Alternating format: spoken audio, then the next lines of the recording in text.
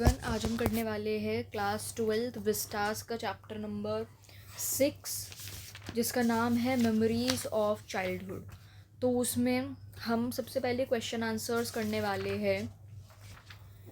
सो first question है, the two accounts that you have read above are based in two distant cultures. हमने दो इसके अंदर stories पढ़ी है जिसके अंदर हमें कल्चर्स दिख रहे हैं, दो अलग अलग कल्चर्स दिख रहे हैं। What is the commonality of theme found in both of them. इन दोनों स्टोरीज में क्या चीज़ हमें कॉमन दिखी है? The common theme found in both accounts is the experience of marginalization. जो कॉमन थीम हमें इन दोनों अकाउंट्स में दिखी है वो है मार्जिनलाइजेशन का experience. The common theme found in both accounts is the experience of marginalization, discrimination, and the struggle for dignity and identity within their respective cultures. Common चीज़ हमें इन दोनों स्टोरीज में क्या दिखी है वो है experience of marginalisation, means a feeling of being discriminated, marginalisation, discrimination and the struggle for dignity. मतलब उन्हें स्ट्रगल करना पड़ रहा है इज्जत पाने के लिए, अपनी एक आइडेंटिटी पाने के लिए। ही दोनों ही स्टोरीज़ में यही था। पहली स्टोरीज़ के अंदर उन्हें रेसिज्म फील कर रहे थे वो, एंड दूसरे उसमें उनका कास्ट डिस्क्रिमिनेशन हो रहा था। ठीक है, तो जितकला साज narrative reflects the operation faced by native American children is assimilationist boarding schools where cultural practices were suppressed and identities were forcibly altered।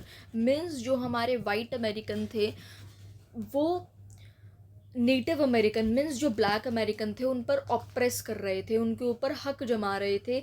उनके जो वाइट अमेरिकन के प्रैक्टिसेस जो वो करते हैं उन्हें मतलब उनके अंदर तब्दील करना चाह रहे थे।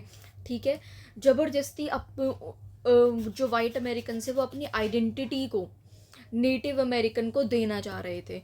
मीन्स कि ये जो ब्लैक अमेरिकन्स है ये भी हम वाइट अमेरिकन की तरह रहने लग जाए, उन्हें वो तौर तरीका फोर्सिबली उन्हें कन्वर्ट कर रहे थे। सिमिलरली बामा के केस में क्या है? Similarly, Bama's account illustrates the pervasive caste-based discrimination। बामा के स्टोरी के अंदर अगर हम देखें तो वो कास्ट बेस्ड डिस्क्रिमिनेशन हो रहा है and social exclusion experienced by the oppressed in India. Social exclusion मतलब उन्हें समाज से कहीं ना कहीं हटा दिया गया है। Highlighting the dehumanizing treatment and denial of fundamental rights based on caste identity. उन्हें मतलब उनके साथ एक इंसान की तरह व्यवहार ही नहीं करा जा रहा है, उन्हें एक इंसान समझा ही नहीं जा रहा है, एंड उनको जो फंडामेंटल राइट्स है उन्हें डिनाई किया जा रहा है। मीन्स उन्हें राइट ऑफ इक्वालिटी नहीं मिल रहा है। ठीक है, तो जो दोनों ये जो नरेटिव्स है, both narratives depict the profound impact of systemic oppression on individuals and communities and the resilience and determination to resist and assert their humanity and cultural pride despite adversity। ये जो दोनों नरेटिव्स है ये एक operation को depict कर रहे हैं। दोनों ही केसेस में एक ऑपरेशन हो रहा है, इनके ऊपर दबाव बनाया जा रहा है, एक हक जमाया जा रहा है। ठीक है, एंड जो उनकी खुद की आइडेंटिटी है उनसे हटाया जा रहा है। जैसे कि जो जितकला सा के केस के अंदर है, वो अपने एक ब्लैक वुमेन है, एक ब्लैक अमेरिकन है, वो अपने ट्रेडिशन के अकॉर्डिंग जीना चाहती है, जैसे कि वो बाल लंबे रखना चाहती थी, बट उनके बोर्डिंग स्कूल के अंदर उनके बाल जो है वो कटवा दिए गए। ठीक है, उनके कल्चर के खिलाफ उन्हें लेकर उनके साथ काम किए गए, एंड जो बामा के साथ उनके साथ कास्ट डिस्क्रिमिनेशन हुआ, उनके साथ नहीं हुआ, मतलब उन्होंने देखा कि उनकी कास्ट के अंदर दूसरे लोगों के साथ क्या हो रहा है। क्वेश्चन नंबर 2 है, it may take a long time for operation to be resisted but the seeds of rebellion are sowed early in life.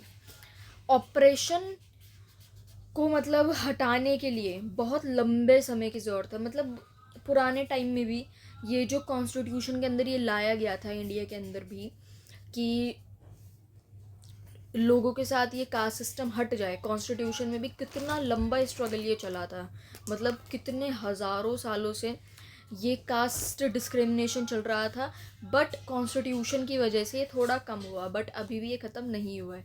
तो ऑपरेशन को हटाने के लिए तो बहुत टाइम लगता है, लेकिन ये जो द्रोह की भावना होती है ये बहुत जल्दी ही बचपन से ही मतलब ये लाइफ में बहुत जल्दी ही बीज बो दिया जाता है इस नफ़रत की भावना का।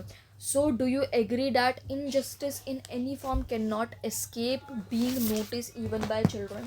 तो क्या आपको लगता है कि बच्चे भी इस चीज़ से भाग नहीं सकते हैं? Yes, I agree that injustice in any form often does not escape the notice of children. मतलब किसी भी तरीके से अगर हम किसी भी इंसान के साथ गलत काम कर रहे हैं तो वो बच्चों की नज़रों से हम नहीं भगा सकते, उन्हें कहीं ना कहीं नोटिस हो जाता है बच्चों को भी कि ये इनजस्टिस हो रहा है। Children are naturally perceptive and sensitive to fairness and equality from a young age. बच्चे बचपन से ही सेंसिटिव होते हैं इन सारी चीज़ों के लिए, एंड उन्हें बचपन में कुछ नहीं पता रहता है कि हमें इससे नफ़रत करनी है, इससे कुछ करना है, ठीक है। तो उनके अंदर पहले से इक्वालिटी रहती है यंग एज में। They have an innate sense of right and wrong. उनके अंदर पहले से ही एक राइट एंड रॉन्ग की सेंस रहती है, and can quickly discern when something is unjust और डिस्क्रिमिनेटरी। एंड वो पहले से ही पहचान सकते हैं कि क्या चीज़ गलत हो रही है, क्या चीज़ डिस्क्रिमिनेटरी है। Even if they might not fully understand the situations complexities. मतलब बच्चे जो है वो अपने बिल्कुल दिल से फीलिंग्स लाते हैं, ठीक है। वो किसी भी सिचुएशन कॉम्प्लेक्सिटी को अच्छे से नहीं समझ पाते हैं, बट एटलीस्ट वो इनइक्वालिटी तो नहीं करते हैं एक एडल्ट की तरह। बट वो बचपन में ही लोगों के साथ वो कोई एज, जेंडर, रेस कुछ भी नहीं देखते हैं, वो जस्ट सबके साथ इक्वल रहते हैं बच्चे, ठीक है। वो जो नफ़रत का बीज कौन बोता है, वो कहीं ना कहीं उनके एल्डर्स ही उनके अंदर वो बीज बोते हैं, ठीक है। Children absorb information from there surroundings. बच्चे जो है वो इंफॉर्मेशन उनके आसपास की दुनिया से लेते हैं, which shapes their understanding of justice. Injustice affects that deeply making them feel empathy for marginalized people and may motivate them to speak out or take action. Therefore, while children may not always have the vocabulary or understanding to articulate complex social issues, they are often aware of and affected by injustice in various forms. This awareness can plant the seeds of rebellion and resistance against oppression later in life. Both Zitkalasa and Bama were school going children when they witnessed rough treatment being meted out to themselves or to their community. दोनों जिटकलासा और बामा दोनों ही school जाने वाली बच्चियाँ थी, but उनके साथ इतनी सी उम्र में इतना रफ ट्रीटमेंट किया गया, उनके साथ इतना भेदभाव करा गया उन्हीं की कम्युनिटी में, मतलब उनके कम्युनिटी से ही इतना भेदभाव करा गया।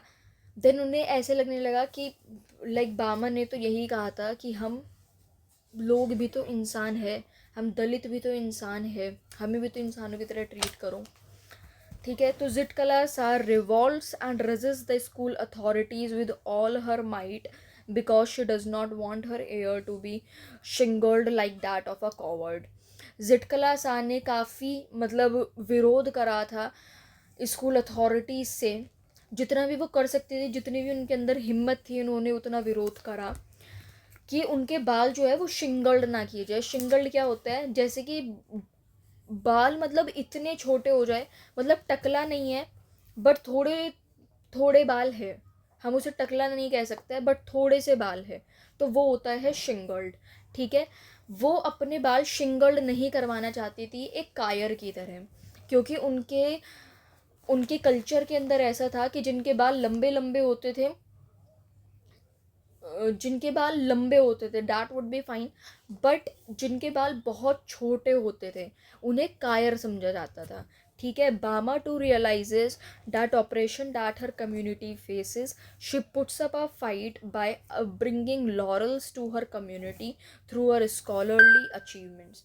जो बामा है वो एक इस तरह से अपने अंदर ही लड़ाई रख रही थी. वो मतलब वो दूसरी कम्युनिटी से किस तरह से लड़ रही थी, अपने आप को स्कॉलरली अचीव करके, मतलब अपनी अच्छी पढ़ाई करके.